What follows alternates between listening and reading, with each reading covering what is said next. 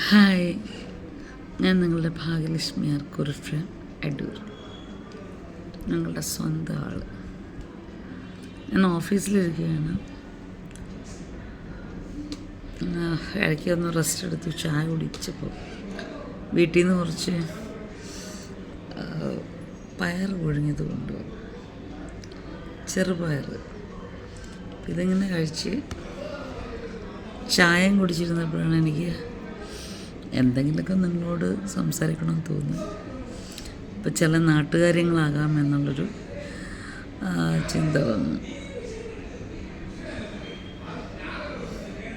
നമ്മൾ അനാഥമന്ദിരത്തെക്കുറിച്ച് വാതോരം സംസാരിക്കാറുണ്ടല്ലേ. എങ്ങനെ ഈ അനാഥമന്ദിരങ്ങളൊക്കെ വന്നത്? ആളുകൾ അനാഥരായി തുടങ്ങിയതെപ്പോഴാണ്? പണ്ടിതൊന്നുമില്ലായിരുന്നല്ലോ. ജീവിതത്തിന് സൗകര്യങ്ങൾ കൂടിയപ്പം ചിലരെ അത്ര നാൾ വളർത്തിയ മാതാപിതാക്കന്മാരെ മറന്നു. സ്വന്തം സുഖത്തിന് ശാരീരിക ബന്ധം പുലർത്തിയവർ അവർ പോലും അറിയാതെ അവരുടെ ഉള്ളിൽ ഉണ്ടായ അവരുടെ കുഞ്ഞുങ്ങളെ ലോകം അറിയരുത്, അവർക്ക് നാണക്കേടാണ് എന്ന് വിചാരിച്ച് ഉപേക്ഷിച്ച് ചില ആൾക്കാർ സ്വന്തം കയ്യിലിരിപ്പ് കൊണ്ട് തന്നെ അനാഥമന്ദിരങ്ങളിലെ വാസം ചോദിച്ചു വന്നു. ചിലർക്ക് ചിലരെ സംരക്ഷിപ്പാൻ അവരുടെ ജോലി കാരണം ഒക്കെ പറ്റാതെ വന്നപ്പോൾ ചില നല്ല മനുഷ്യർ പേരൻസൊന്നും കഷ്ടപ്പെടരുത് ഞങ്ങൾ വരുന്നവരെ എന്ന് വെച്ചോ അവർ സേഫായിരിക്കണം. വീടുകളെ സേഫല്ല, നോക്കാൻ ആളില്ല, കൂടെ കൊണ്ടുപോകാൻ പറ്റില്ല. അത്ര ഏജ്ഡായവരെയൊക്കെ സംരക്ഷിക്കാൻ ഏൽപ്പിച്ചാൽ നമുക്ക് തെറ്റു പറയാൻ പറ്റില്ല. നമ്മളെപ്പോഴും ഞാനിപ്പോൾ എനിക്ക് 2 മക്കളുണ്ടെന്ന് വെച്ചു, ഞാൻ ജീവിതത്തിൽ അവർക്ക് സമാധാനം കൊടുത്തിട്ടില്ല, സ്വസ്ഥത കൊടുത്തിട്ടില്ല, അവരെ ജീവിക്കാൻ അനുവദിച്ചിട്ടില്ല. മരുമക്കൾ വന്നപ്പോൾ അവരൊരുമിച്ച് നിൽക്കാൻ പറ്റത്തില്ല, അവർ തമ്മിൽ സംസാരിക്കാൻ ഒക്കത്തില്ല, അവർ ഭാര്യയും ഭർത്താവ് റൂമിൽ കയറി കുറച്ച് നേരം ഇരിക്കാൻ പറ്റത്തില്ല. ഇങ്ങനെയൊക്കെ ശല്യം ചെയ്യുന്ന കുറേ ടൈപ്പുകളുണ്ട്. അങ്ങനെയൊക്കെ ഉള്ളതിനെ ഈ കയ്യിലൊതുങ്ങാത്തതിനെയൊക്കെ കൊണ്ട് അനാഥമന്ദിരത്തിൽ അവിടെ അപ്പനും അമ്മയെന്നുള്ളൊരു ഞാൻ അവരുടെ അപ്പനാണ് അമ്മയാണ് എന്ന് പറഞ്ഞിട്ട് യാതൊരു കാര്യമില്ല. അതവർ ചോദിച്ചു വാങ്ങുന്നതാണ്. പിന്നെ മാന്യവും മര്യാദയ്ക്കും നിന്ന് ജീവിച്ച് മക്കളെ ഒരുപാട് സ്നേഹിച്ച് അവരൊരു കരയ്ക്ക് എത്തിക്കഴിഞ്ഞപ്പോൾ അവർക്ക് എല്ലാ രീതിയിലുള്ള ജീവിത സാഹചര്യങ്ങളൊത്ത് കൂട്ടുകിട്ടി, കല്യാണത്തോടെ അല്ലെങ്കിൽ കൂട്ടുകിട്ടി, നല്ല ജോലി കിട്ടി. മനഃപൂർവ്വം ഇവരെ നോക്കാൻ വയ്യാത്ത രീതിയിൽ ഉപേക്ഷിക്കുന്നത് തെറ്റാണ്, പാപമാണ്. ഇങ്ങനെ വിവിധ തരം പ്രശ്നങ്ങളിലൂടെയാണ് ഈ ആൾക്കാർ അനാഥമന്ദിരത്തിൽ വരുന്നത്, ഉപേക്ഷിക്കപ്പെടുന്ന കുഞ്ഞുങ്ങൾ. ഞാൻ എൻ്റെ തറവാട്ടിൽ നിന്ന് ഉപേക്ഷിക്കപ്പെട്ടവളാണ്. ഞാൻ ഇന്നലെ ഫേസ്ബുക്കിലൊരു പോസ്റ്റ് ഇട്ടായിരുന്നു. എൻ്റെ കുറേ ഫോട്ടോകൾ തലമുട്ടയടിച്ചതും വല്ലാത്ത രീതിയിലിരിക്കുന്നതൊക്കെ ഇട്ടായിരുന്നു. കാരണം എന്നെ കൊണ്ടുപോയവർ എന്നെ കാര്യമായിട്ട് നോക്കിയിട്ടില്ല. അതിൻ്റെ ആഫ്റ്റർ എഫക്ട്സാണ്, കോൺസിക്വൻസസ് ഞാൻ ഒരുപാട് അനുഭവിച്ചു ജീവിതത്തിൽ. കരയാതെ കരഞ്ഞു. എൻ്റെ ലൈഫ് ഒരുപാട് പറയാനുണ്ട്. അത് ഇപ്പം പറയണ്ടെന്ന് എൻ്റെ ഡാഡി പറഞ്ഞു, ദൈവം പറഞ്ഞു. അതുകൊണ്ട് ഞാൻ പറയുന്നില്ല. ഡാഡി പറയുമ്പോൾ ഞാൻ പറയും. ഓക്കെ, ഈ സാധനം മാറ്റട്ടെ, എനിക്കതിനൊരു അസ്വസ്ഥത. അപ്പം അതുകൊണ്ട് ഞാൻ വന്ന ജീവിത വഴികളെന്നും പറഞ്ഞ് ഇപ്പോഴത്തേക്ക് ഫോട്ടോസ് കുറേ ഇട്ടു. അതിൽ ഞാൻ ക്യാപ്ഷൻ എഴുതി, വേണ്ടാത്ത കുഞ്ഞുങ്ങളെ, പ്രത്യേകിച്ച് പെൺകുഞ്ഞുങ്ങളെ കൈമാറാതിരിക്കുക, അവരെ കൊല്ലാനുള്ള ഒരു നിയമം, അവർ ജനിക്കുമ്പോഴേ കൊന്നുകളയാനുള്ള നിയമം. വേണ്ടാത്തവരെന്തിനാ ഈ ലോകത്തിലിട്ടിങ്ങനെ കഷ്ടപ്പെടുത്തുന്നത്? നിങ്ങൾ ചിന്തിക്കുന്ന പോലെയല്ല കാര്യങ്ങൾ. അപ്പോൾ എന്നെ കൊല്ലാനുള്ളൊരു നിയമം വരണമെന്നൊക്കെ പറഞ്ഞ് ഞാൻ വീണ്ടും എഴുതിയിട്ടുണ്ട്. അതെൻ്റെ ഹൃദയത്തിൻ്റെ ആഴങ്ങളിൽ നിന്നുള്ള നിലവിളിയാണ്. എൻ്റെ കുറച്ച് ശകലം മാത്രമാണ് ഞാൻ അവിടെ എഴുതിയേക്കുന്നത്. കുറച്ച് പേരൊക്കെ എന്നെ ഫോൺ ചെയ്ത് ചോദിച്ചു, എന്താ ഇത് ഭാഗ്യമെന്ന് ചോദിച്ചു. ഞാൻ പറഞ്ഞു, ഞാൻ അതിനകത്ത് എഴുതിയിട്ടില്ലേ എൻ്റെ ജീവിതത്തിൽ ഞാൻ വന്ന ചില വഴികളാണെന്ന്. അപ്പം അങ്ങനെ കുറേ കൊനഷ്ടകളുണ്ട്. ജാതകം മൂലം, മതപരമായ പ്രശ്നം, പെൺകുട്ടിയാണെന്നുള്ളത് കൊണ്ട് ഓക്കെ. അപ്പോൾ ഒരു ഫ്രണ്ട് എന്നോട് ചോദിച്ചു, എങ്കിൽ പിന്നെ ഇവർക്ക് ഉണ്ടാക്കാതിരുന്നൂടെ? ഞാനോ തീർന്ന് ചോദിക്കുന്നത്.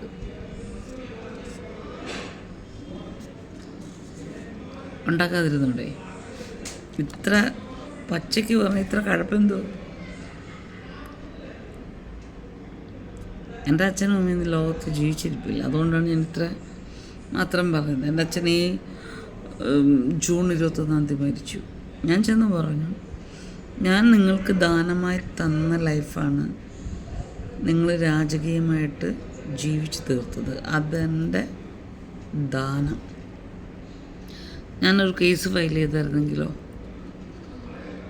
എന്നെ ജനിച്ചപ്പോഴേ തള്ളിക്കളഞ്ഞ എൻ്റെ പാരൻസിനോട്, ഇപ്പം എൻ്റെ നേരെ മൂത്ത ചേട്ടനോട്, ഏറ്റവും മൂത്ത ചേട്ടൻ മരിച്ചു, ഇപ്പോഴല്ല എനിക്ക് കേസ് ഫയൽ ചെയ്യാം. എൻ്റെ ഡാഡി പറഞ്ഞു, നീ ഒന്നിനും പോകണ്ട. അതുകൊണ്ട് മാത്രം ഞാൻ മിണ്ടായിരിക്കും. അല്ലാതെ നമുക്ക് മിണ്ടാൻ കഴിവില്ലാത്തതുകൊണ്ടോ പറ്റാത്തതുകൊണ്ടൊന്നുമല്ല. ദൈവം ഒരു കാര്യം പറഞ്ഞാൽ നമ്മൾ ചെയ്യണം. ദൈവം എന്നോട് പറഞ്ഞു, ഞാൻ ഡാഡി എന്നാണ് വിളിക്കുന്നത്. യേശു കർത്താവിനെ, പിതാവായ ദൈവത്തെ, ഹെവൻലി ഫാദറിനെ ഞാൻ ഡാഡി എന്നാണ് വിളിക്കുന്നത്. എൻ്റെ എല്ലാ കാര്യങ്ങളും, ഇപ്പം നടന്ന കല്യാണം പോലും എൻ്റെ ഡാഡി പറഞ്ഞിട്ട് ചെയ്ത കാര്യങ്ങളാണ്. അതിൻ്റെ ഇടയ്ക്ക് ഞാൻ ബ്രാക്കറ്റ് ഇട്ട് പറയട്ടെ, ഈ ക്രിസ്ത്യൻ ലൈഫ് എന്ന് പറയുന്നത് അതൊരു വ്യത്യസ്തമായ ലൈഫാണ്. അത് നമ്മുടെ കൺമുൻപിൽ ഓരോരുത്തർ ചെയ്ത് കാണിക്കുന്ന സഭകളോ തരങ്ങളോ ഒന്നുമല്ല യഥാർത്ഥ ക്രിസ്ത്യൻ ലൈഫ്. യേശുവിൻ്റെ മനസ്സറിഞ്ഞ് യേശുവിൻ്റെ ഹൃദയപ്രകാരം ഹൃദയശുദ്ധിയോടുകൂടി, നമ്മൾ തെറ്റുമുറ്റമുള്ളവരാണെന്നാൽ നമ്മൾ ദിനം പ്രതി നിമിഷം കൺഫസ് ചെയ്ത് നമ്മളെന്തെങ്കിലും തെറ്റ് ചെയ്താൽ ഇപ്പം നമ്മൾ പ്രവർത്തിക്കണമെന്നില്ല, ചിന്തിച്ചാൽ മതി. അതിന് ക്ഷമ ചോദിച്ച് നമ്മൾ യേശുവിൻ്റെ താൽക്കാഴ്ചകൾ ചെയ്ത് മുന്നോട്ട് പോകണം. പിന്നെ അതിനകത്ത് പല കാര്യങ്ങളുണ്ട്, അതൊക്കെ ഞാൻ വഴിയെ പറയാം. ഇപ്പോഴും ലോകത്ത് ക്രിസ്ത്യാനികൾ ബൈബിള് പറയുന്ന തൊട്ട് പാല് കുടിച്ചാണ് ജീവിക്കുന്നത്. കട്ടിയാഹാരത്തിലോട്ടൊന്നും വന്നിട്ടില്ല. കാരണം ഇന്നും യാക്കോബ് ദൂതൻ്റെ തൊളയെ പിടിച്ചതും പത്രോസ് ആണ് തോന്നുന്നു കോഴി പോയപ്പോൾ തള്ളിപ്പറഞ്ഞത്, കടലിൽ ചാടിയത് ഒക്കെയാണ് ഇപ്പോഴും സംസാരിക്കുന്നത്. എന്തിനാണെന്ന് തോന്നുന്നു എനിക്കറിഞ്ഞുകൂടാ. ഇന്നും ക്രിസ്ത്യാനിക്ക് വിവരം വെച്ചിട്ടില്ല. കട്ടിയുള്ള ആഹാരം കഴിക്കാൻ ശ്രമിക്കുന്നത് തുച്ഛമായ ചിലർക്ക്, തുലവും തുച്ഛമാണ്. കംസേ കം എന്നൊക്കെ പറഞ്ഞു കഴിഞ്ഞ പോലെ ഏറ്റവും കുറച്ച് ഒരു എനിക്ക് വിരലെണ്ണാവുന്ന അതിൽ കൊള്ളുണ്ടോയെന്ന് എനിക്കറിയില്ല ഈ ലോകത്ത് ഫുള്ള്. അതുപോലെയാണ് ക്രിസ്ത്യാനികൾ നടക്കുന്നത്. അത് പോട്ടെ, നമുക്കത് വേറെ പറയാം. ഞാൻ പറഞ്ഞു വന്നതല്ല, ഈ നാട്ടിൽ ചില കാര്യങ്ങൾ പറയുക. അനാഥമന്ദിരം, എല്ലാവരും പറയും അപ്പനെ അമ്മയും കൊണ്ടും കളഞ്ഞു. മിക്കവാറും കയ്യിലിരിപ്പ് കൊണ്ടാകൊണ്ട് കളയേണ്ടി വരുന്നത്. മക്കൾക്ക് കൊടുക്കാനുള്ള പ്രാധാന്യം മക്കൾക്ക് കൊടുത്തിരിക്കണം. എന്നെ സ്വത്തും വകയും കെട്ടിപ്പിടിച്ചുകൊണ്ടിരിക്കാതെ പിള്ളേർ പ്രായമായി കഴിഞ്ഞ് പക്വതയായി കഴിഞ്ഞിട്ട് പൈസ പോകാതിരിക്കത്തക്കവണ്ണം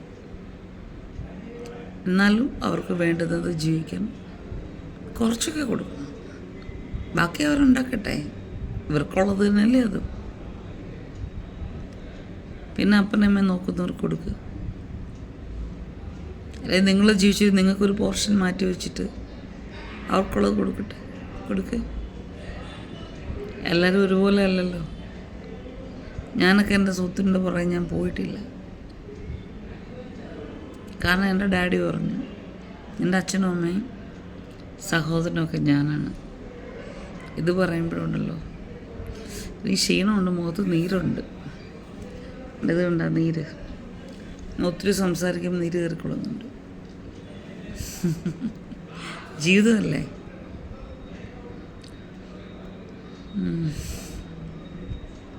അപ്പം നമ്മുടെ കയ്യിലിരിപ്പ് കൊണ്ട് നമ്മൾ വാങ്ങിച്ചു കിട്ടുന്ന കാര്യങ്ങളുണ്ട്. അപ്പം ബാക്കിയുള്ളവർ കുറേ സദാചാരക്കാരുണ്ട്. അവനെ കല്ലെടുത്തെറിഞ്ഞ് ഓടിക്കണം. അവൻ്റെയൊക്കെ കൈ നിറയെ ഫ്രോഡത്തരാണ്. ഇപ്പം ഞാൻ പറയട്ടെ, സിനിമാക്കാരുടെ പ്രശ്നം ഈ സിനിമാക്കാർ മാത്രമാണോ ഇങ്ങനെയൊക്കെ ചെയ്തിട്ടുള്ളത്? പിന്നെ ഒരു കാര്യം അവർ ചെയ്യുന്ന തെറ്റാണ്, കൊടുത്തെങ്കിലേ അവിടെ അഭിനയിപ്പിക്കത്തുള്ളൂ എന്ന് പറയുന്നത് തെറ്റാണ്. കൊടുക്കാൻ ഉള്ളവർ ഇതൊന്നും മേടിക്കട്ടെ. ഇപ്പം ഗവൺമെൻറ് തന്നെ, കോടതി തന്നെ പറഞ്ഞേക്കാണ്, പ്രായമുള്ളവർ തമ്മിൽ ഇഷ്ടത്തിലാണെങ്കിൽ കൊടുക്കുകയോ എടുക്കുകയൊക്കെ ചെയ്യട്ടോ, പക്ഷേ മറ്റയാളുടെ സമ്മതം വേണമെന്നേ ഉള്ളൂ. സമ്മതം ഇല്ലാതെ എടുക്കാൻ പാടില്ല, തെറ്റാണ്, ക്രൈമാണ്.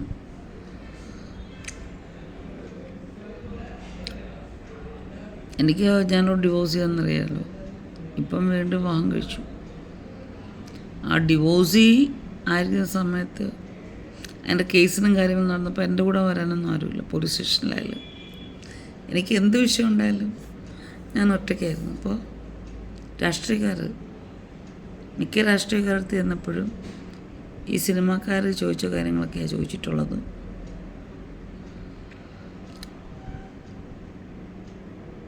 ഓക്കെ, അപ്പം എല്ലായിടത്തും ഉണ്ട്, നമ്മുടെ കുടുംബത്തും ഉണ്ട്. ഒറ്റയ്ക്ക് ജീവിച്ചൊരു പെണ്ണാണ് ഞാൻ. എൻ്റെ അടുത്ത് പലതും ചോദിച്ചിട്ടുണ്ട്. എന്തിനാ ഡെയിലി നമ്മൾ കളക്ഷൻ ഉണ്ടായിരുന്നു പണ്ടൊക്കെ. അങ്ങനെയൊക്കെയാണ് ഞാൻ എൻ്റെ ഓഫീസൊക്കെ ചെയ്തതും എടുത്തതൊക്കെ. 10,000 രൂപ ഇപ്പം അതൊക്കെ ബാൻ ചെയ്തില്ലേ. പണ്ട് ചെയ്ത കാര്യങ്ങളാണ്. ഒരു നിവൃത്തിയില്ലാതെ അലഞ്ഞ്, എന്നെ ആരും ഹെൽപ്പ് ചെയ്യാത്ത അലഞ്ഞ് തിരിഞ്ഞപ്പോൾ ചെയ്തത്. 1-2 വട്ടം മേടിച്ചു. പിന്നെ അവർ പറഞ്ഞു, മാഡം വരുമ്പോൾ ദേഹത്ത് തൊടാൻ സമ്മതിച്ചാൽ എത്ര രൂപ വേണമെങ്കിലും തരാനുള്ള മറുപടി ഞാൻ അവർക്ക് കൊടുത്തു. പിന്നെ ഞാനതൊന്നും എടുത്തിട്ടില്ല. ലോണിന്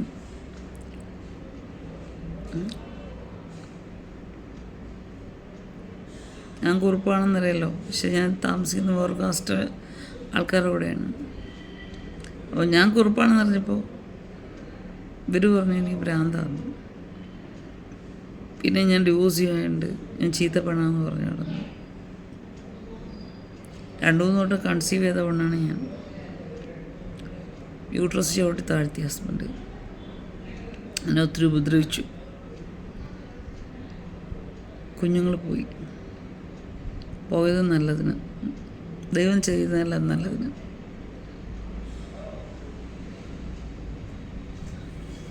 അപ്പോൾ എന്നെ മച്ചിന്ന് വരെ ലൈവിൽ വിളിച്ചിട്ടുണ്ട്, എൻ്റെ മുഖത്ത് നോക്കി. അങ്ങനെയുള്ള ആൾക്കാരാണ് നമ്മുടെ ചുറ്റുമുള്ളത്. ഈ പറയുന്നവർ, നമ്മൾ ഒരാളുടെ കൂടെ പോയെന്ന് പറയുമ്പോൾ അവർ 10 പേരുടെ കൂടെ പോയിട്ടാണ് നമ്മൾ ഈ ഒരാളുടെ കൂടെ പോയി എന്ന് പറഞ്ഞ് ലോകം മൊത്തം പരിഹസിക്കുന്നത്. നമ്മളതറിയണം.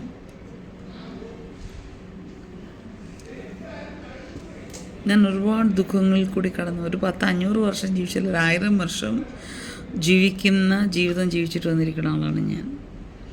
ജീവിതം എന്താണെന്ന് പച്ചയ്ക്ക് അറിയാവുന്നൊരു വ്യക്തിയാണ് ഞാൻ. എല്ലാവരും ഇന്ന് സെക്സിന് പുറകെ ഓടുന്നു, പണത്തിന് പുറകെ ഓടുന്നു.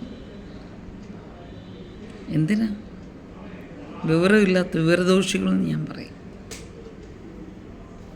നമുക്ക് ദൈവം അനുഭവിച്ചല്ല നമുക്ക് എടുക്കാം നന്മകൾ. അതാർക്കും ദ്രോഹമായിട്ട് ഉള്ളതായിരിക്കരുത്, ആരെ ദ്രോഹിച്ചിട്ടും ആയിരിക്കരുത്.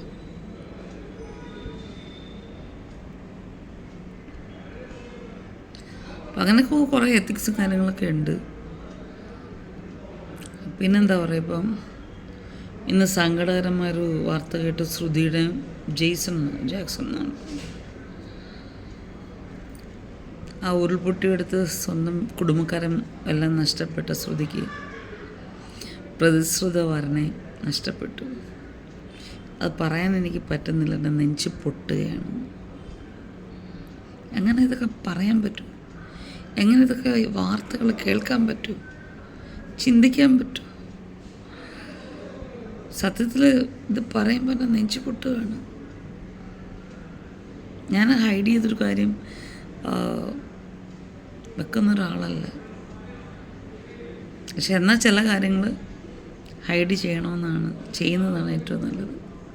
നമ്മൾ ജീവിത വിജയത്തിന് നമ്മുടെ പേഴ്സണലായിട്ടുള്ള കാര്യങ്ങൾ സങ്കടം വരുമ്പോൾ കൂട്ടുകാരോട് പറയുക, മതപരമായ ആൾക്കാരോട് പറയുക, അതൊക്കെ നമുക്കത് ചില സമയത്ത് ഇത് ബൂമറാങ്ങായിട്ട് തിരിച്ചു വരും. അവർ തന്നെ നമ്മളെ ലോകം മുഴുവനും നമ്മളൊരു കാര്യം പറഞ്ഞെങ്കിൽ അവർ 1000 ആയിട്ട് തിരിച്ച് നമ്മളെ നാട്ടിക്കുക, തലപൊക്കി നടക്കാൻ. എനിക്കൊക്കെ എന്ന് നോക്കിയാൽ ഭയങ്കര തൊലിക്കട്ടിയാണ് എനിക്ക്. ഞാനിപ്പോൾ ആരെയും മൈൻഡ് ചെയ്യാറില്ല, എല്ലാവരോടും ഇഷ്ടമാണ്. എനിക്കറിയാൻ പറ്റാത്ത കാര്യങ്ങൾ ഞാൻ ചോദിച്ചറിയാറുണ്ട്. ഓരോരുത്തർ പറഞ്ഞാൽ മോളിങ്ങനല്ല എന്ന് പറഞ്ഞ് ഞാൻ ശ്രദ്ധിക്കാറുണ്ട്. വേണ്ടിയതാണെ ചെയ്യും. എല്ലാവരോടും ബഹുമാനമുണ്ട്, സ്നേഹമുണ്ട്. പക്ഷേ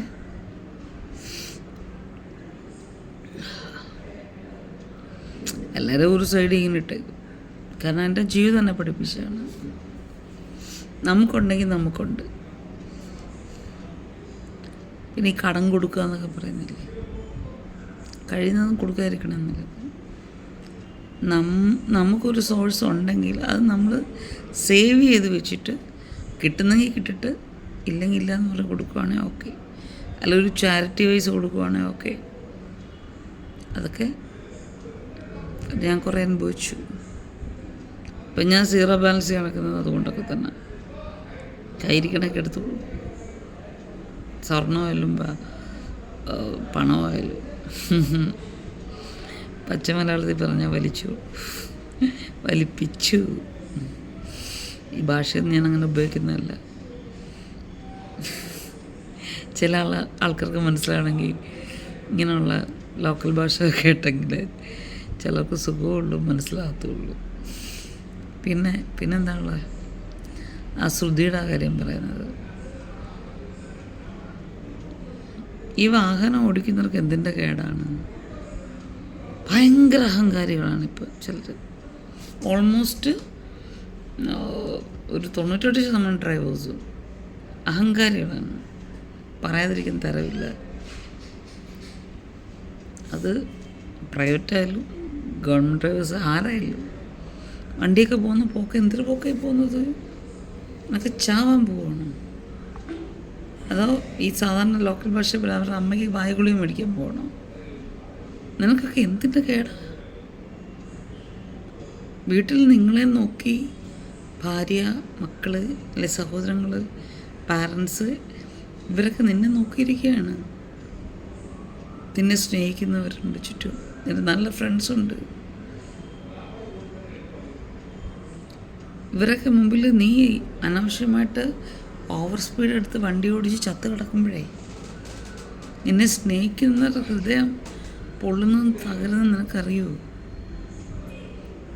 ചിലർ നിന്നെ ഓർത്ത് ജീവച്ഛവമായിട്ട് അവരുടെ മരണം വരെ ജീവിക്കാൻ നിനക്കറിയൂ. ഒരു 5 മിനിറ്റ് താമസിച്ച് എന്നാലെന്തോ എൻ്റെ ഏതാണ്ടങ്ങ് പൊഴിഞ്ഞു പോകും, പറയാതിരിക്കാൻ നിവൃത്തിയില്ല. പിന്നെ ഓവർടേക്ക് ചെയ്ത് വരുന്നത്, ചിലപ്പോൾ നമ്മൾ ഒരു വണ്ടി വരുന്നത് കാണുന്നുണ്ടായിരിക്കും, പക്ഷെ അതങ്ങ് ലോങ്ങിലായിരിക്കും. നമ്മൾ ഓക്കെ അത് ഇവിടെ വരാൻ താമസം എടുക്കുന്നത് നമ്മൾ ഡയറക്റ്റ് ചെയ്ത് ക്രോസ് ചെയ്യുമ്പോഴേക്കും അതിൻ്റെ ബാക്കിൽ നിന്ന് ബൈക്കോ ഇതൊക്കെ വന്ന് അല്ലെങ്കിൽ ഓവർ സ്പീഡിൽ വന്ന് ഇടിച്ചിടുന്നത്. ഇപ്പം എത്ര കുഞ്ഞുങ്ങളാണ് മരിച്ചു പോകുന്നത്? അവരുടെ കയ്യിരിപ്പ് കൊണ്ടും മറ്റുള്ളവരുടെ കയ്യിരിപ്പ് കൊണ്ടും മരിച്ചു പോകുന്നത് എത്രയോ പേരാണ്. ചിന്തിക്കണം. യൗവനത്തിന് തിളപ്പൊക്കെ നല്ലതാണ്. എൻ്റെ ഹസ്ബൻഡ് ചേട്ടൻ ഹൈ സ്പീഡിലൊക്കെ പോയി. ഞാൻ പറഞ്ഞു, ഇന്നും പറഞ്ഞു, എൻ്റെ പൊന്നു ചേട്ടാ, ഈ ലോകത്തിന് ഡാഡി നിങ്ങളെയാണ് എനിക്ക് തന്നിട്ടുള്ളത്. ഈ ലോകത്ത് നിങ്ങൾ മാത്രമേ എനിക്കുള്ളൂ. എന്നെ അനാഥയാക്കല്ലേ എന്ന് ഇന്ന് രാവിലെ കൂടി പറഞ്ഞു. ഓവർ സ്പീഡ് വണ്ടി ഓടിക്കരുത്.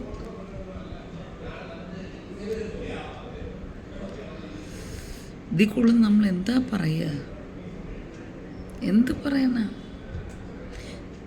ഞാനാണെങ്കിൽ വണ്ടി ഓടിച്ചുകൊണ്ടിരുന്നപ്പോൾ 2 വീലർ 4 വീലർ ഞാൻ ഓടിക്കും. പക്ഷേ ഞാൻ എപ്പോഴും ലീഗലി ഞാൻ സേഫായിട്ട് ഞാൻ വണ്ടി ഓടിക്കാറുള്ളൂ. പക്ഷേ തെറ്റായിട്ട് എന്നെ വന്ന് ഇടിച്ചിട്ടു 3 പ്രാവശ്യം. അതിൻ്റെ കഷ്ടതകളാണ് ഞാൻ ഈ ശരീരത്തിൽ അനുഭവിക്കുന്നത്. പിന്നെ വേറെ കഷ്ടതകളുണ്ട്. പിന്നെ അടുത്ത കാര്യം മന്ത്രവാദം. അതുകൊണ്ട് നേരത്തെ ഞാൻ വിചാരിച്ചിരുന്നത് അതില്ലെന്നാണ്. പക്ഷേ എൻ്റെ ശരീരത്തിന് ഒരുപാട് ചെയ്തിട്ടുണ്ടായിരുന്നു. ഇപ്പം കുറേ ആൾക്കാർ ആത്മീയത കൂടി പറയുന്നുണ്ട് മന്ത്രവാദം ഇല്ല. ദൈവമുണ്ട്, പിശാചുണ്ട്, വെളിച്ചമുണ്ടെങ്കിൽ ഇരുളുണ്ട്, പോസിറ്റീവാണെങ്കിൽ നെഗറ്റീവുണ്ട്, ഒരു കയറ്റമുണ്ടെങ്കിൽ ഒരു ഇറക്കമുണ്ട്. ഇതെല്ലാം ഈ ലോകത്തുള്ളതാണ്. ഈ മന്ത്രവാദം ചെയ്ത് ബ്ലാക്ക് മാജിക്ക് പിശാചിനെ കൂട്ടുപിടിച്ച്, അതായത് ദൈവങ്ങളെ തന്നെ കൂട്ടുപിടിച്ച് മറ്റുള്ളവരെ നശിപ്പിക്കാൻ പൊടി കലക്കി കൊടുക്കുകയും അല്ലാതെ പ്രാകുകയും വീട്ടിൽ കൊണ്ട് കുഴിച്ചിടുകയൊക്കെ ചെയ്യുന്ന പരിപാടി ഇന്നും ഉണ്ട്. നമ്മൾ രോഗം വരുമ്പോൾ ഡോക്ടേഴ്സിൻ്റെ അടുത്ത് പോയി ചികിത്സിക്കുക. അവർ പറയും നിങ്ങളുടെ ശരീരത്തിൽ നമ്മൾ കാണുന്നുണ്ടോ? ഒരു എക്സ്റേ കണ്ടാൽ നമുക്കറിയാവോ? ഒരു സ്കാനിങ് റിപ്പോർട്ട് കണ്ടാൽ നമുക്കറിയാം. അവർ പറയുന്നത് നമ്മൾ വിശ്വസിക്കുന്നു. എങ്ങനെ തന്നെ ആയാലും നമ്മൾ അനുഭവിക്കുന്ന ആ ഒരു വിഷമതകളിൽ നിന്ന് നമുക്കൊരു മോചനം വേണം. അപ്പോൾ അതിനുവേണ്ടി നമ്മളത് വില്ലിങ് ആവുന്നു. ഇല്ലാത്ത പൈസ കടം മേടിച്ച് കൊണ്ടുവരുന്നു. ചില രോഗങ്ങൾ ഈ മന്ത്രവാദം മൂലം കുറേ വർഷങ്ങളാകുമ്പോൾ അത് രോഗങ്ങളായിട്ട് മാറുന്നു. എല്ലാ രോഗമല്ല ഇനിയെങ്കിലും മനസ്സിലാക്കുക. ഒരിക്കലും ഞാൻ അനാചാരങ്ങൾക്കോ അന്ധവിശ്വാസങ്ങൾക്കോ കൂട്ടുനിൽക്കുന്നൊരു വ്യക്തിയല്ല. പക്ഷേ മന്ത്രവാദമുണ്ട്. അത് പോകുന്നത് 2 രീതിയിലാണ്. ഒന്ന് പ്രാർത്ഥന മൂലവും 2 ട്രീറ്റ്മെൻറ്റ് മൂലവും. അപ്പോൾ എനിക്കത് ചെയ്തിട്ടുള്ളതാണ്. അതാണ് പറഞ്ഞത്. ആയുർവേദത്തിലൊരു ട്രീറ്റ്മെൻ്റ് ഉണ്ട്. അപ്പോൾ അതൊക്കെ നിങ്ങൾ ചെയ്യുന്നുണ്ട്. എല്ലാം കൊണ്ട് ഈ ഇംഗ്ലീഷ് മെഡിസിനും ഉണ്ട്, വീട് വിറ്റും പ്രമാണം പണയം വെച്ചൊക്കെ ഇത് ചെയ്യാതെ ആദ്യം മറ്റേത് ഫസ്റ്റ് ഓഫ് ഓൾ ഞാൻ പറയുന്നത്, എന്തെങ്കിലും നെഗറ്റീവ് എനർജി നിങ്ങൾക്കെതിരായിട്ടോ എന്തെങ്കിലും ഉണ്ടോ, ഈ ബ്ലാക്ക് മാജിക്കിന് മന്ത്രവാദത്തിന് എന്തെങ്കിലും ഉണ്ടോ, ഇതൊക്കെ അറിഞ്ഞിട്ട് മാത്രമേ നിങ്ങൾ, അതില്ലെങ്കിൽ മാത്രമേ നിങ്ങൾ ഇവിടെ പ്രാർത്ഥിച്ച് നോക്കണം, ഹോസ്പിറ്റലിൽ പോയി നോക്കണം. അത് കഴിഞ്ഞിട്ടും പിന്നെയും നിങ്ങൾക്ക് അസുഖം ഉണ്ടെങ്കിൽ മാത്രമേ നിങ്ങൾ ഹോസ്പിറ്റലിൽ പോകാം. അതുപോലെ തന്നെ നമുക്കൊരു കൈ ഒടിഞ്ഞു, കൈക്ക് പ്രശ്നങ്ങൾ, വീണ് പ്രശ്നങ്ങൾ, ഇതൊക്കെ ആദ്യമേ പോയി ചെന്ന് ഡയറക്റ്റ് ഇംഗ്ലീഷ് മെഡിസിനിൽ പോകരുത്. നമ്മളതാദ്യം ഒരു കളരിയിലോ അവിടെയൊക്കെ പോയി ചെന്ന് നമ്മൾ നോക്കണം. അവിടെ ചെന്ന് നോക്കിയിട്ട് മാത്രമേ വൈദ്യശാല പോലും പോകാം. ആയുർവേദം അവിടെ ചെയ്യാൻ പറ്റുന്ന കാര്യങ്ങളല്ല. അവിടത്തേക്കൊന്നുമില്ലെങ്കിൽ ആയുർവേദത്തിൽ പോകണം. അല്ലെങ്കിൽ ഒത്തിരി അക്യുപഞ്ചറുണ്ട്. ഇതെല്ലാം നമുക്ക് നോർമലായിട്ടുള്ള സാധനങ്ങളാണ്. ഇതൊക്കെ ഞാൻ ചെയ്തിട്ടുള്ള കാര്യമാണ്. ലാസ്റ്റ് മാത്രമേ വിഷം തിന്നാൻ വേണ്ടി ഇംഗ്ലീഷ് മെഡിസിനിൽ പോകാവൂ. അവർക്ക് പൈസ കിട്ടിയാൽ മതി. ജീവിതം വേണ്ടത് നമുക്കാണ്. പിന്നെന്താ പറയുക, ഓരോന്ന് ഓർത്ത് വരുന്നതനുസരിച്ച് നമ്മൾ പറയുക. പിന്നെ മറ്റുള്ളവരെ കുറ്റം പറയാതിരിക്കുക കഴിവതും. ആ പറയുന്ന കുറ്റങ്ങൾ എന്തെങ്കിലും ഒരിക്കലും നമ്മുടെ കുടുംബത്തിൽ വന്നാൽ, നമ്മുടെ ജീവിതത്തിൽ വന്നാൽ നമ്മൾ താങ്ങത്തില്ല. ഒരു മനുഷ്യനെ അധിക്ഷേപിക്കാതിരിക്കുക. ഇതൊക്കെ നമ്മൾ അറിഞ്ഞിരിക്കുകയും പഠിച്ചിരിക്കുകയും പ്രവർത്തിക്കേണ്ടതുമായിട്ടുള്ള കാര്യങ്ങളാണ്. പിന്നെ ഈ ശ്രുതിയുടെ കാര്യം തന്നെ എടുക്കാം. ഞാൻ പറഞ്ഞില്ലേ, ഡ്രൈവിംഗ് സ്പീഡ്. അപ്പം ദൈവം എല്ലാം നല്ലതായിട്ടാണ് നമുക്ക് തന്നേക്കുന്നത്. ബുദ്ധിയും ജ്ഞാനം, കൃപ എല്ലാം ദൈവം നല്ലതായിട്ടാണ് തന്നേക്കുന്നത്. ഈ പ്രപഞ്ചത്തെ നന്നായിട്ടാണ് തന്നേക്കുന്നത്. മനുഷ്യനും മൃഗങ്ങൾക്കും മരങ്ങൾക്കും ചെടികൾക്കും പക്ഷി മൃഗാദികൾക്കും എല്ലാത്തിലും, അത് ഭൂമിയിലായാലും ജലത്തിലുള്ളതായാലും ഒക്കെ ജീവിക്കാൻ വേണ്ടുന്ന എല്ലാവിധമായ എന്താ പറയുക, ഒരു നമുക്ക് യൂസ്ഫുള്ളായിട്ടുള്ള, നമുക്ക് ഗുണകരമായ കംഫർട്ട് സോണിലാണ് ദൈവം നിർമ്മിച്ചു തന്നിരിക്കുന്നത്. ദൈവം നിന്നോട് പറഞ്ഞു സ്പീഡിൽ വണ്ടി ഓടിക്കാൻ. ഗവൺമെൻറ് ഒരു കാര്യം പറഞ്ഞിട്ടുണ്ടല്ലോ, ഇത്ര വളവിൽ ഇത്രയും അല്ലെങ്കിൽ ഇന്ന റോഡിൽ ഇത്ര സ്പീഡ് എടുക്കാവൂ എന്ന് പറഞ്ഞിട്ടുണ്ടല്ലോ. ഇതൊന്നും ഡ്രൈവിംഗ് പഠിപ്പിക്കുമ്പോൾ പറഞ്ഞു വിടുമല്ലോ. നിന്നൊരാവശ്യമില്ലാത്തത് വളയിൽ ഓവർടേക്കാൻ ദൈവം പറഞ്ഞു. അത് കൈ പിടിച്ചുകൊണ്ട് വളച്ചുകൊണ്ട് കയറ്റിയോ ചെയ്തോ? പട്ടിണി പാവങ്ങളുണ്ട് ഉണ്ടല്ലോ. ഈ പറയുന്നവരുടെ അടുത്തിരിക്കുന്ന പട്ടിണി പാവങ്ങൾക്ക് നീ നിൻ്റെ വീട്ടിൽ നിന്ന് കുറച്ച് ആരും കൊണ്ടുകൊടുത്താൽ തീർന്ന കേസല്ലേ ഉള്ളൂ. വല്ലപ്പോഴും കൊടുത്തു നോക്ക്. പലരും പല സമയത്ത് കൊടുക്കുമ്പോൾ ഇതാവും. അവനെ എക്യുപ്ഡായിട്ട് അവൻ ജോലിക്ക് പോകാൻ പറയണം. വീടില്ലാത്ത എത്രയോ പേരുണ്ട്. അതൊക്കെ ഞാൻ ചെയ്യണമെന്ന് വർഷങ്ങളുകൊണ്ട് ആഗ്രഹിക്കുകയും പ്രാർത്ഥിക്കുകയും ചെയ്യുന്ന ഒരു വിഷയമാണ്. ദൈവം എൻ്റെ പൈസ കിട്ടുമ്പോൾ ഞാൻ ചെയ്യാൻ ആഗ്രഹിക്കുന്ന ഒരു കാര്യമാണ്. അനേകരത് ചെയ്ത് കാണുമ്പോൾ ഞാൻ ദൈവത്തെ സ്തുതിക്കാറുണ്ട്.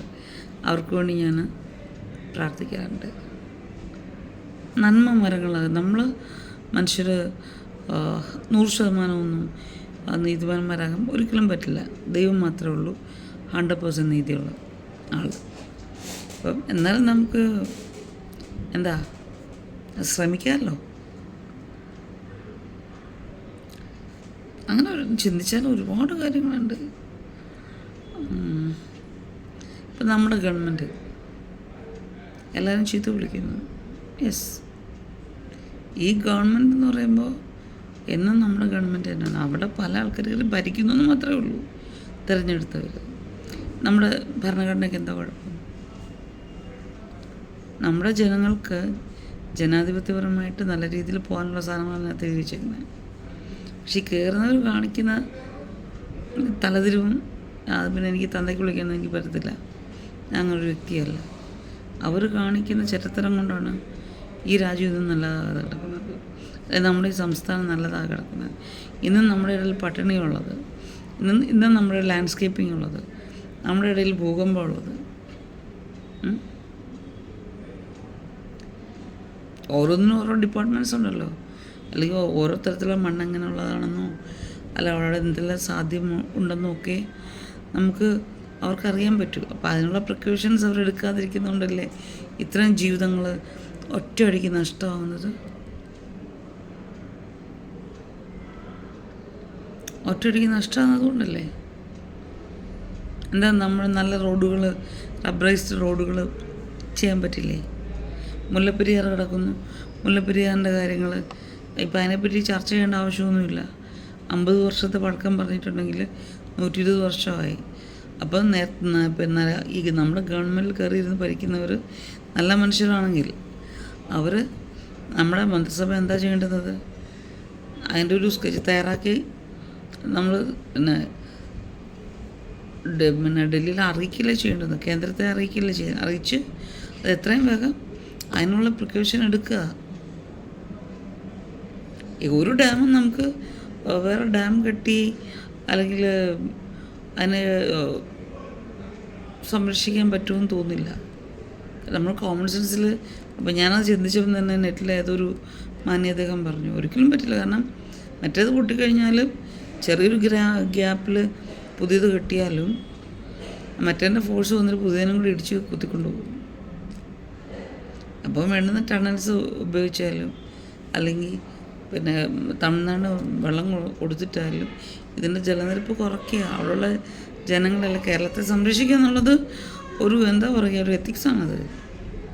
അതില്ലാതെ നീങ്ങുന്ന ജനപ്രതിനിധികളെ എടുത്തു കളയാനുള്ള ധൈര്യം ജനങ്ങൾ കാണിക്കണം. പിന്നെ അവരെ ചുവട് താങ്ങിയില്ലേ പോകുന്നത്. അവർക്ക് വേണ്ടി അടി ഉണ്ടാക്കുക, അവർ തരുന്ന കൂതറമദ്യം മേടിച്ച് കുടിക്കുക, എന്നിട്ട് കുടുംബത്ത് വന്നെല്ലാം ഉണ്ടാക്കുക. അതൊക്കെ നാണമില്ലേ? വകതിരിവില്ലേ? എടോ മനുഷ്യന്മാരെ, നിങ്ങളുടെ ജീവിതം ആദ്യം ക്ലിയറാക്കുക. നിങ്ങളുടെ കുടുംബത്തെ നിങ്ങൾ സേവ് ചെയ്യും. അത് കഴിഞ്ഞ് നാടിനെ സേവ് ചെയ്യാൻ പോകും. വല്ലതും പറയുന്നതിന് കേട്ട് താറ് താങ്ങാൻ പോവാതെ. ആ വാക്ക് ശരിയാണെന്ന് എനിക്കറിയത്തില്ല, ഞാൻ ഉദ്ദേശിച്ച മീനിങ് ആണെന്ന് അറിയത്തില്ല. പിന്നെ ചുവട് താങ്ങി പിടിക്കാതെ നീ നിൻ്റെയൊക്കെ ജോലി ചെയ്ത് ജീവിക്കാൻ നോക്കും. നമ്മൾ എപ്പോഴും പറയും നമുക്ക് നമ്മുടെ ഒരു പേഴ്സണാലിറ്റി, ക്വാളിറ്റിയോടുകൂടി പേഴ്സണാലിറ്റി നമുക്ക് ആവശ്യമാണ്. ഇതിക്കുള്ളെന്നൊക്കെ ഇങ്ങനെ പറയുന്നത്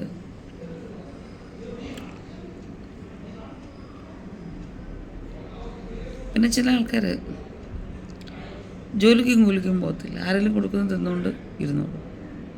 ഇവിടെ ഞാനൊക്കെയാണെന്ന് വെച്ച് കഴിഞ്ഞാൽ എന്തെല്ലാം വിഷയങ്ങളിൽ കൂടെ എനിക്ക് ഒട്ടും വൈകി മാത്രമേ ഞാൻ വീട്ടിലൊക്കെ ഇരിക്കത്തുള്ളൂ.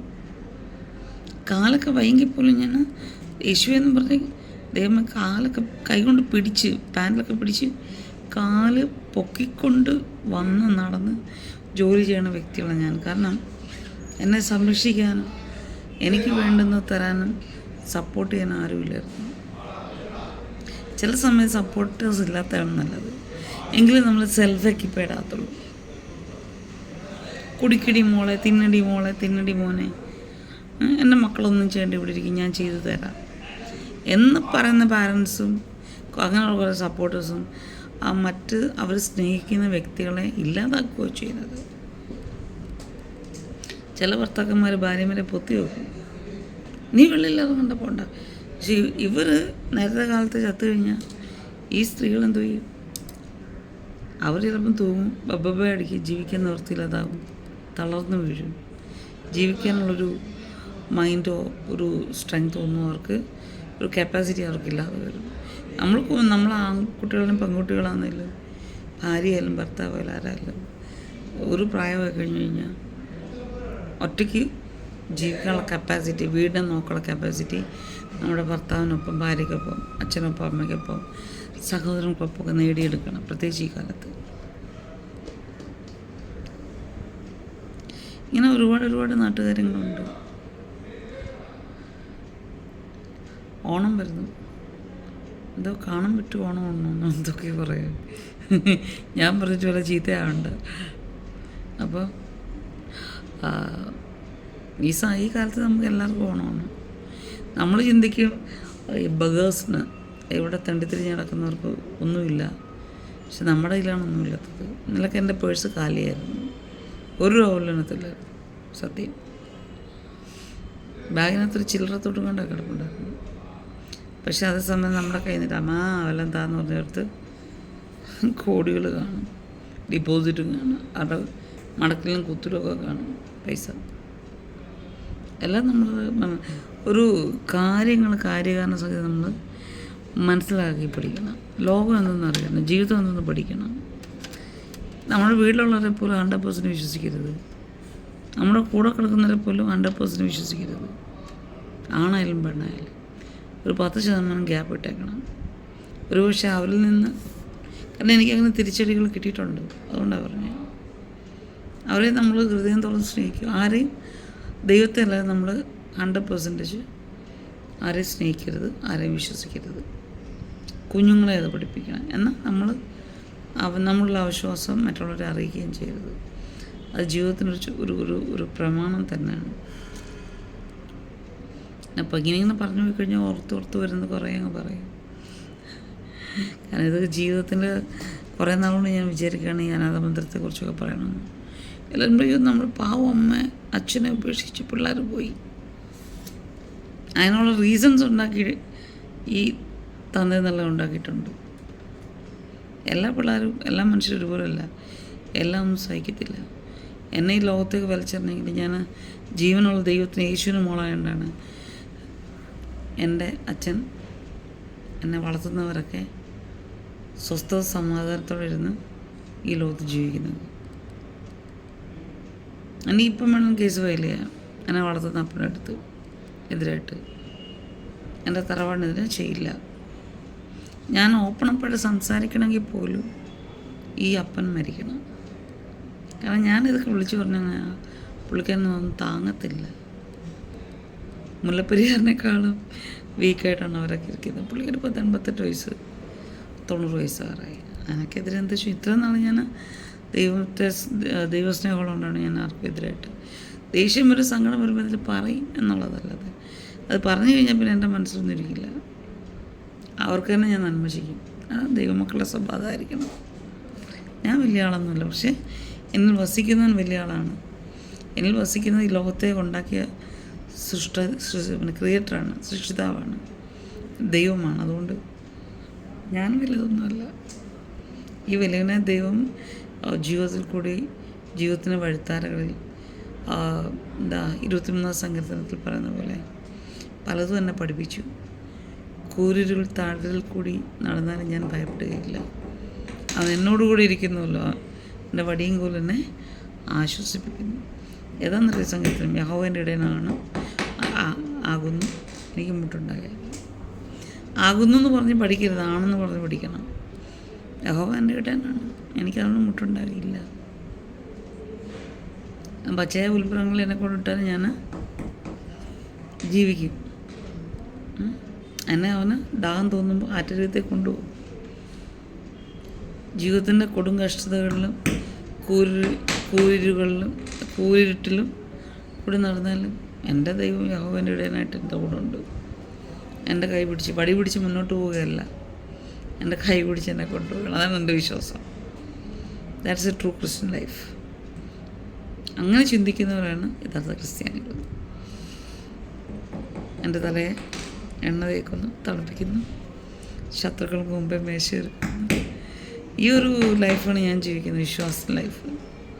അപ്പോൾ ഇത് റേമയായിട്ട് കറക്റ്റായിട്ട് വരുമ്പോൾ നല്ല ആത്മീയർക്ക് മാത്രമേ അതറിയുള്ളൂ. റേമ എന്ന് പറയുമ്പോൾ ഒരു വചനം ജീവനുള്ളതായിട്ട് ഒരു പേഴ്സണായിട്ട് വരുമ്പോൾ, അതായത് യഹോവൻ്റെ ഇടയനാണെന്ന് പറഞ്ഞിട്ട് വാക്കുകളുടെ അക്ഷരത്തിലിരിക്കുകയല്ല, ആ പരിശുദ്ധാത്മാവ് ആ വചനത്തെ, കാരണം പരിശുദ്ധാത്മാവ് ഒരു പേഴ്സണാണ്, ആ വചനം ഒരു പേഴ്സണായിട്ട് ഇറങ്ങി വന്ന് ഒരു ജീവനുള്ള ആളായിട്ട് വന്ന് നമുക്ക് വേണ്ടി നിൽക്കുമ്പോൾ അങ്ങനൊരു ആ ഒരു ട്രാൻസ്ഫോർമേഷൻ ഓഫ് വചനമാണ് റേമ എന്ന് പറയുന്നത്. ആ റേമയിലൊക്കെയാണ് ഞാനൊക്കെ ജീവിച്ചു പോകുന്നത്. എൻ്റെ സ്വന്തം കഴിവിലൊന്നുമല്ല, ഇന്ന് ജീവിച്ചിരിക്കുന്നത് അതുകൊണ്ട് തന്നെ എന്നെ തൊട്ട വിവരം അറിയും. ഈ റേമകളെല്ലാം കൂടെ തിരുവചനത്തിൽ നിന്ന് ഇറങ്ങി വരും, സ്വർഗം ഇറങ്ങി വരും. And I am so happy in my Christian life. Okay, അപ്പം അങ്ങനെ ഒരുപാട് കാര്യങ്ങളുണ്ട്. ഈ നമുക്ക് എല്ലാം അറിയാം എന്നുള്ളൊരു ചിന്ത ആദ്യമേ മാറ്റണം. നമുക്കറിയാവുന്നിടത്തോളം അറിയാം, പിന്നെ അറിയാൻ ആഗ്രഹമുള്ള കാര്യങ്ങൾ അന്വേഷിച്ചറിയണം, അല്ലെങ്കിൽ ആരെങ്കിലും പറഞ്ഞ് അറിയണം, ചോദിച്ചറിയണം. നമുക്ക് പക്കായിട്ട് അറിയുന്ന കാര്യങ്ങൾ അറിയാത്തവർക്ക് അവർക്ക് ആവശ്യമുണ്ടെങ്കിൽ പറഞ്ഞു, ചിലരോട് പറഞ്ഞു കൊടുക്കുക, ചിലർക്ക് നമ്മൾ പറഞ്ഞു കൊടുക്കുന്നത് ഇഷ്ടമില്ല, കാരണം അവരെല്ലാം തികഞ്ഞിരിക്കണവരാണ്. അങ്ങനെയുള്ളവരെ ഇഗ്നോർ ചെയ്യുക എന്നുള്ളതാണ് എൻ്റെ ഭാഷയിൽ പറയുക. കിക്ക് ഔട്ട് ചെയ്യണം. കാരണം മൂടനോട് സംസാരിച്ചിട്ട് കാര്യമില്ല. ജ്ഞാനിയോട് സംസാരിക്കുമ്പോൾ വിവേകവും ബോധവും സംസാരിച്ചെങ്കിൽ നമ്മൾ പറയുന്നൊരു കാര്യം അവർക്ക് മനസ്സിലാകുള്ളൂ. അല്ലെങ്കിൽ നമ്മൾ പറയുന്ന കാര്യം എന്തെങ്കിലും തെറ്റുണ്ടെങ്കിൽ അവർക്ക് അതറിയാമെങ്കിൽ അവർ നമുക്ക് പറഞ്ഞു തരികയുള്ളൂ. എപ്പോഴും നമ്മൾ നമുക്ക് മുകളിലുള്ളവരോട്, കഴിവാണെങ്കിലും സൗന്ദര്യത്തിന് കാര്യം പോട്ടെ, അത് ഗവൺമെൻറ് കഴിവുള്ളവരുടെ കൂടെ, അല്ലെങ്കിൽ നല്ല ബോധം വിവരമുള്ളവർ, നമ്മളെക്കാളും ഉള്ളവരുടെ കൂടെ നമ്മൾ സഹകരിക്കാൻ എപ്പോഴും ശ്രമിക്കുക. എന്ന് വെച്ച് താഴെയുള്ളവരെ കളയാനല്ല, നമ്മൾക്ക് കിട്ടുന്ന അറിവ് ഞാനും താഴെയുള്ളവർക്ക് പകർന്നു കൊടുത്ത് അവരെ സഹായിച്ച് അവരെയും ചേർത്ത് പിടിക്കുക. ഇതെല്ലാം ഒരേ റേഷ്യോയിൽ പോകണം. 1:1:1 എന്നുള്ള സെയിം റേഷ്യോയിൽ പോകണം എന്നാണ് എൻ്റെ അഭിപ്രായം. ഞാൻ സംസാരിച്ച് എൻ്റെ മുഖം ഒരു ബോൾ പോലായി. സാരമില്ല, നിങ്ങൾക്ക് വേണ്ടിയല്ലേ, എൻ്റെ ചങ്സിന് വേണ്ടിയല്ലേ. നിങ്ങളോട് ഞാൻ സംസാരിക്കുമ്പോൾ അത് എന്നോടുള്ള ഓർമ്മപ്പെടുത്തലുകളാണ്. ഞാനും അത് ചെയ്യേണ്ട ഒരാളാണ്. കാരണം നമ്മളെല്ലാം ഒന്നാണ്. അപ്പം നമ്മൾ പല കാര്യങ്ങൾ, ഫിനാൻസ് ശ്രദ്ധിക്കുക. ഇഷ്ടംപോലെ പൈസ എടുത്ത് കളഞ്ഞിട്ടുള്ളൊരു വ്യക്തിയാണ് ഞാൻ. ഇന്ന് സീറോ ബാലൻസിൽ ബബ്ബ അടിച്ച് നടക്കും. അപ്പോൾ ദൈവം എന്നോട് ഡാഡിയോട് സംസാരിച്ചു, നിന്നെ ഞാൻ ഫിനാൻസ് പഠിപ്പിക്കുകയാണ്. അപ്പോൾ എൻ്റെ ഒരു കൗൺസിലർ കൂടി, ഹെദിൻ ജോൺ എന്ന് പറയാം, അതിൽ കൂടി, അദ്ദേഹം പത്തനംതിട്ട അതിലത്തിൽ കൂടി എന്നെ ഫിനാൻസ് പഠിപ്പിച്ചു. എന്നിട്ട് ഞാൻ തെറ്റി, എന്നെ വേറെ ആൾ ചതിച്ചു, എൻ്റെ കുറേ പൈസ പോയി. അപ്പോൾ ഞാൻ ഇങ്ങനെ വിഷമിച്ചിരുന്നപ്പോൾ ദൈവം പറഞ്ഞു, നീ വിഷമിക്കേണ്ട കാര്യമൊന്നുമില്ല, ഞാൻ തന്നെയാണ് ഈ പണി നിനക്ക് തന്നത്. കാരണം ഇനി നിൻ്റെ കയ്യിൽ ആവശ്യത്തിൽ ഈ 10 രൂപ സംരക്ഷിക്കാൻ അറിയാത്തവളുടെ കയ്യിൽ 1,00,000 രൂപ എന്നൊരു കാര്യമില്ല. അത് നിമിഷം നേരം കൊണ്ട് പോകും, നിനക്കറിയാമല്ലോ.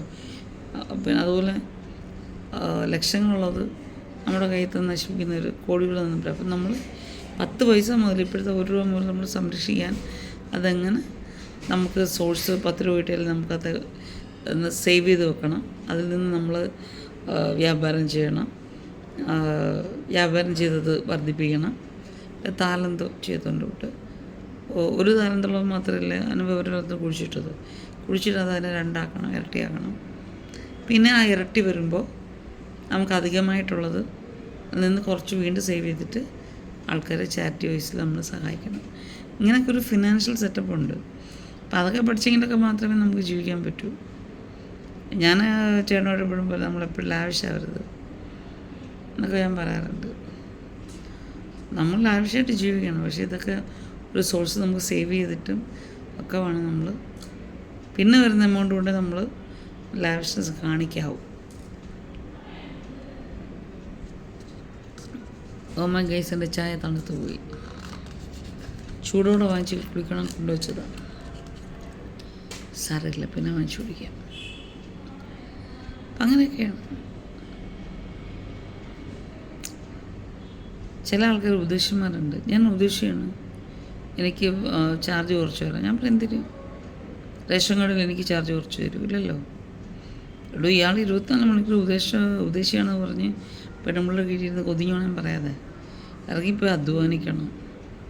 പള്ളിയിലെ കാര്യങ്ങളും മേടിക്കണം. പള്ളിയിലെ ചില ശുശ്രൂഷ തലങ്ങളിലുള്ള സമയം നമ്മൾ അതിനകത്തൊരു നിമിഷം പോലും വേസ്റ്റാക്കാതെ അത് ഫുൾഫില്ല് ചെയ്ത് കഴിഞ്ഞ് അത് ടൈം കണ്ടെത്തി ചെയ്ത് കഴിഞ്ഞിട്ട് നീ ജോലിക്ക് പോയി ഉണ്ടാക്കി തിന്നും. പിന്നെ വിശ്വാസികളായാലും മറ്റുള്ളവരായാലും ദശാംശം എന്നുള്ള കാര്യം 10-1 ദൈവത്തിന് കൊടുക്കുക. 10-1 കൂടുതൽ കൊടുത്തെങ്കിൽ അത് നമ്മുടെ ആവത്തുള്ളൂ. 10-1 ദൈവത്തിന് തന്നെ. അപ്പോൾ അത് നമ്മൾ കറക്റ്റായിട്ട് കൊടുക്കാൻ ശ്രമിക്കുക. അത് നമ്മളെ ശുശ്രൂഷിക്കുന്നവർ, നമുക്ക് വേണ്ടി ആത്മാർത്ഥത പ്രാർത്ഥിക്കുന്നവർ കോടീശ്വരന്മാരായാലും അവർക്ക് നമ്മൾ കൊടുക്കും. എങ്കിലേ നമ്മൾ അനുഗ്രഹിക്കപ്പെടുത്തുള്ളൂ. പിന്നെ നമ്മൾ ഉണ്ടാക്കുന്ന കാശ് ഇന്ന് വേണം ചാരിറ്റി ചെയ്യാൻ. അതൊരിക്കലും ഇത് ടൈറ്റ് ചെയ്തെടുത്ത് കൊടുക്കരുത്. ഇതൊക്കെ ചെയ്യണമെന്ന് എനിക്ക് ആഗ്രഹമുണ്ട്. ഞാനും ട്രൈ ചെയ്യാറുണ്ട്. ട്രൈ ചെയ്തപ്പോഴെല്ലാം എനിക്ക് അനുഗ്രഹം കിട്ടിയിട്ടുണ്ട്. അപ്പം ഇങ്ങനെ ഒരുപാട് കാര്യങ്ങളുണ്ട്. ഇത് ചില നാട്ടുകാര്യങ്ങളുടെ എപ്പിസോഡ് 1 നമുക്ക് എടുക്കാം. അടുത്ത തുടർഭാഗങ്ങളുമായിട്ട് വീണ്ടും കാണുന്നവരെ സ്റ്റേ ട്യൂൺഡ്. ഞാൻ നിങ്ങളുടെ സ്വന്തം ഭാഗ്യലക്ഷ്മി ആർക്കും എനിക്ക് വേണ്ടിയും പ്രാർത്ഥിക്കുക. ഞാനും പെട്ടെന്ന് ആരോഗ്യം പ്രാപിപ്പാനും ഈ പറഞ്ഞ കാര്യങ്ങളൊക്കെ ഞാൻ എൻ്റെ ജീവിതത്തിൽ ഞാനും ചെയ്യാനും ഒക്കെ വേണ്ടി നിങ്ങളുടെ പ്രാർത്ഥന ചോദിക്കുന്നു. Jesus loves you, God loves you, me too. എല്ലാവരെയും സ്നേഹിക്കുന്നു. അവിടെ നമുക്ക് ജാതിയില്ല, മതമില്ല, സംസ്ഥാനം ഇല്ല, രാഷ്ട്രമില്ല. ലോകമെമ്പാടുമുള്ളവർ നമ്മളൊന്നാണ്, ദൈവത്തിൻ്റെ മക്കളാണ്. പിന്നെ മറ്റ് സൃഷ്ടികൾ അവരെയും ദൈവം ഉണ്ടാക്കിയാണ്. അവരെ ദ്രോഹിക്കാതിരിക്കുക, പരസ്പരം ദ്രോഹിക്കാതിരിക്കുക. പിന്നെ നമ്മുടെ സൗന്ദര്യം, നമ്മളെപ്പോഴും യൗവനത്തിൽ നിൽക്കാൻ ഓർക്കുക. ഈ മലയാളികളുടെ ഒരു പ്രത്യേകത ഇതാണ്, ഏജ് എന്നുള്ളതിനെ എടുത്ത് കളയുക. ഏജ് ഓർത്തിരുന്ന് ഭാരപ്പെട്ട് ഞാൻ പ്രായം ചെന്നു അങ്ങനെയൊന്നും ആദ്യം പിടിച്ചാവേണ്ട കാര്യമൊന്നുമില്ല. എപ്പോഴും മനസ്സ് 100 വയസ്സാണെങ്കിലും മനസ്സിനെ 28-18 വയസ്സാക്കി വെക്കുക. ചുറുചുറുക്കായിട്ടിരിക്കുക. കഴിയുമ്പോൾ എക്സസൈസ് ചെയ്യുക, ഒരു പാട്ടൊക്കെ പാടുക, നമ്മുടെ ഭാര്യയും ഭർത്താവിനെയൊക്കെ ചേർത്ത് പിടിക്കുക. ആ സെക്ഷൽ ലൈഫ് അതുപോലെ മരിക്കുന്നവരെ ആകുന്ന പോലെയൊക്കെ തുടരുക. ഏതിനും മനസ്സിൻ്റെ ഒരു യോജിപ്പ് ആവശ്യമാണ്. പ്രായം എന്ന് വെച്ച് സെക്ഷൽ ലൈഫിനെടുത്ത് കളയല്ലേ. ഒരു തലകൊടലെങ്കിലും, ഒരു ചുംബനം, ഇതൊക്കെ നമ്മളെ ജീവിപ്പിക്കുന്നതാണ്. ദൈവം നമുക്ക് തന്നിട്ടുള്ളതാണ്. ചെയ്യുക, സന്തോഷമായിട്ടിരിക്കുക. ദൈവം നിങ്ങളെ അനുഗ്രഹിക്കട്ടെ. Bye. Have a nice day.